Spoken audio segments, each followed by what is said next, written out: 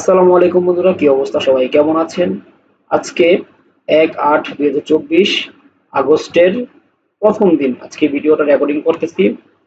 যদি সম্ভব হয় তাহলে আজকে আপলোড করব, না হলে আগামীকাল আপলোড। তো আজকে যে কথাগুলো বলবো একটু মনোযোগ সহকারে শুনবেন, কারণ আমাকে যারা যারা কমেন্ট গুলা করছেন একটা ভিডিওতে আমি চাচ্ছি যে সবাইরে এই ধারণা দিয়ে দিতে। অনেকের ভিসা চায়না কোম্পানিতে উঠছে। এখন আপনি আমাকে প্রশ্ন করতেছেন যে ভিসা উঠতেছে কিন্তু ফ্লাইট তো হচ্ছে না, আমি তো আসতে পারতেছি না বা মেইল পাওয়া পাচ্ছি না। ওকে, এরকম যে প্রশ্নগুলো করতেছেন, তো এইটা নিয়ে হচ্ছে মূলত আজকের ভিডিওটা। তো বর্তমানে বাংলাদেশের যে একটা অবস্থা, এই অবস্থাতে সরকারি কাজ বলেন বেসরকারি কাজ বলেন, সমস্ত কাজগুলো কিন্তু বন্ধ রয়েছে এবং নেট বিঘ্নিতির কারণে বাংলাদেশের তো প্রায়, মানে কি বলবো, অর্ধেক পার্সেন্ট তো অলরেডি চলে গেছে। এখন এই অবস্থায় আসলে কোনো কাজ কাম হচ্ছে না, কোনো ভিসার মেইন পাওয়া হচ্ছে না। এই কারণে আপনারা আসতে পারতেছেন না, আপনাদের দেরি হচ্ছে। এই ক্ষেত্রে আপনাদের ভিসা কি ক্যান্সেল হওয়ার কোনো সম্ভাবনা আছে কিনা, এই বিষয়টা নিয়ে অনেকে আমাকে প্রশ্ন করছেন যে ভাই, আমি যদি না আসতে পারি তাহলে কি আমার ভিসা ক্যান্সেল হয়ে যাবে? এখানে আরেকটু কথা আছে, প্রতিটা ভিসাতে কিন্তু 3 মাস থাকে।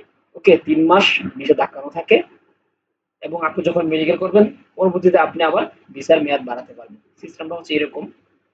তো ইনশাল্লাহ আশা করি এই 3 মাসের ভিতরে কিন্তু আমাদের সবকিছু ঠিকঠাক হয়ে যাবে এবং আপনারা আসতে পারবেন। সামনে দিয়ে মালদ্বীপের আরো যে কোম্পানি রয়েছে সেই কোম্পানির ভিসাগুলো খুলে দিবে।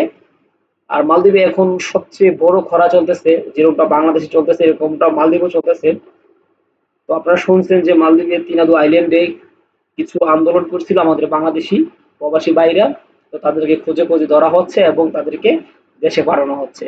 এবং এই সাথে মালদ্বীপের যে সরকার রয়েছে তারা অলরেডি একটা লিড নিয়েছে যে বাংলাদেশের বিরুদ্ধে, যে তারা এই সমস্ত কার্যক্রম যদি আমাদের এই দেশে করে, আই মিন মালদ্বীপে যদি করে, তাই নিবে তবে তারা এটা দমন করবে।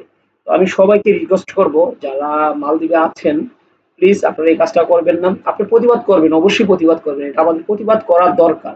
কারণ আমরা অবশ্যই প্রতিবাদ করব, কিন্তু প্রতিবাদের ধরনটা হতে হবে অন্যরকম। যেহেতু আমরা অন্য একটা দেশে আছি, আমরা চাবো না যে আমাদের বাংলাদেশের ভাবমূর্তি নষ্ট হোক আমাদের কারণে। তো সবাই এই জিনিসটা একটু খেয়াল রাখবেন। জিনিসটা খেয়াল রেখে আপনারা যদি সামনের দিকে আগান ইনশাল্লাহ কোনো সমস্যা হবে না। আর আমি আপনাদের মাঝে যাওয়ার আগে একটা কথা বলে রাখি, অবশ্যই আমাদের চ্যানেলটি সাবস্ক্রাইব করে রাখবেন, লাইক করবেন, শেয়ার করবেন। ভালো থাকবেন।